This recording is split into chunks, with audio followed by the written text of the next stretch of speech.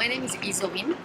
I'm the founder and executive and programming director of Jammy, as well as the administrative director of Catwalkers. Jammy is an organization based on the Esplanade, which is basically organizing outdoor events for the community and really trying to organize projects where we work with professional artists and community members in a creative process leading to a public presentation of some sort. And Corpus is a dance theater company which has been touring all over the world. So the two came together for Catwalkers. It's the two producing companies where we have professional artists, Anne Photo and Michael Caldwell, working with about 40 people from the community living on the Esplanade. Through that creative process, they've been creating costumes for the past 4 months.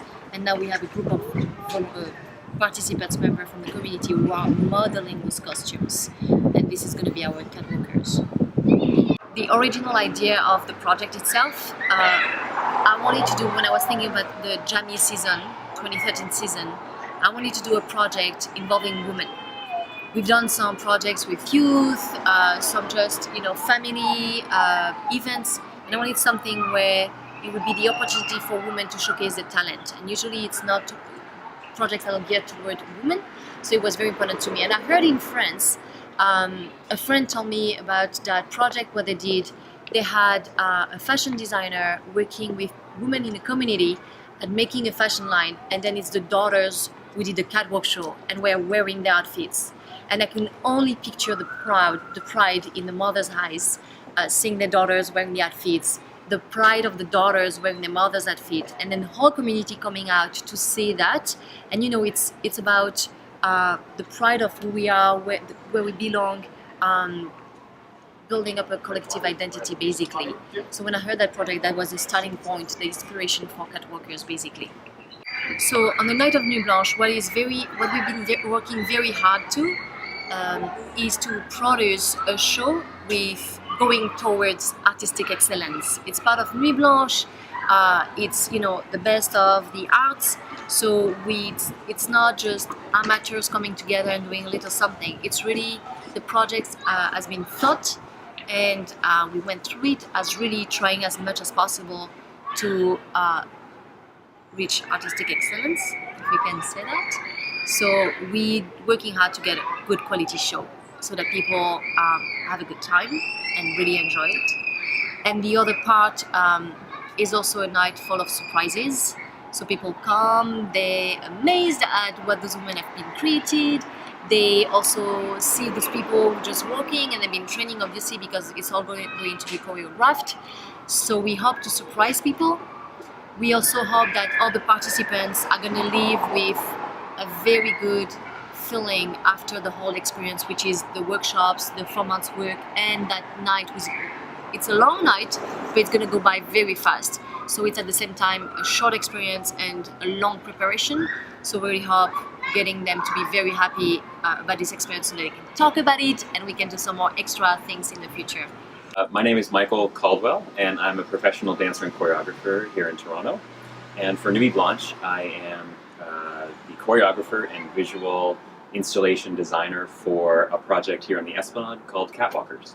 I've worked with a lot of community dancers and non-dancers. It's a very fascinating experience because, when you're working with professional dancers, you're able to speak the same language, and you're able to speak about certain things without even really thinking about it. You can just say, okay, do a tendu, or I'm just making that up, but do a tendu. I would never ask anyone to do a tendu in choreography, but do a tendu, and they would know what that means. So when you're thinking more about community arts, I use images quite a bit more, and I also realize that I have to be extremely adaptable with my methods, extremely patient with the results, whatever those happen to be, and really understand that the process is really as important as the product itself, because it is about the community experience, and that, to me, I'm an artist and I love creating art, but the process of a community-based work is very important. The inspiration for all of the movement in the piece comes primarily from the costumes that have been designed by the 6 women here on the Esplanade. What's very interesting about these costumes is that they add a bit of narrative to the movement, but they also add physical restriction as well. So those are the two elements that I mainly am working with and where I draw a lot of my inspiration. So for instance, someone basically can't move their arms above their elbows because it's completely restricted by a bag that they're in. So a lot of the movements end up being angular, end up being in this lower plane of reference. And because there are restrictions and because this is sort of an image kind of based work, we're really dealing with conceptual ideas. I've asked a woman, she's in her 80s, to embody water. And it's quite beautiful, actually, to see someone at that age do that. So I'm dealing with those issues. Mm-hmm. Yeah. I'm Catherine Sicot. I'm from Elegua Cultural Productions, and I'm the co-curator of this project.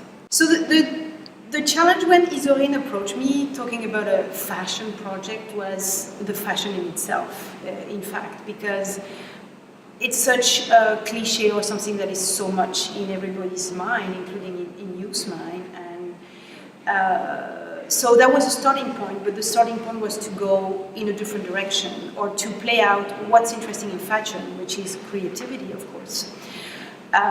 So I invited Anne Fauteux, who has an incredible sense of design, whether she touches object or clothes or furnitures. And then together we developed this concept of using recycled material, how it was relevant for a community like the Esplanade, also conceptually to talk about sustainable way of living, but also so that everybody would pull from their apartments and boxes, and so we would really reuse something that is discarded or not interesting. Yeah, I feel it's a kind of perfect Nuit Blanche project, indeed. It's also a neighborhood project. I mean, the whole Nuit Blanche crowd is invited to drop by, and we are very happy if we have visitor, the art amateur and the arts community. But it's also about this neighborhood, and it's really for the neighborhood at the same time. So, yeah. So this is the second time we're doing something for Nuit Blanche, and what's very important to us is that we're working with artists and our people from the community. It's about the Esplanade, it's made in the Esplanade, and what's very important is to actually have this event connected to a citywide event such as Nuit Blanche. So we put our small community, the Esplanade, on the map of the city of Toronto.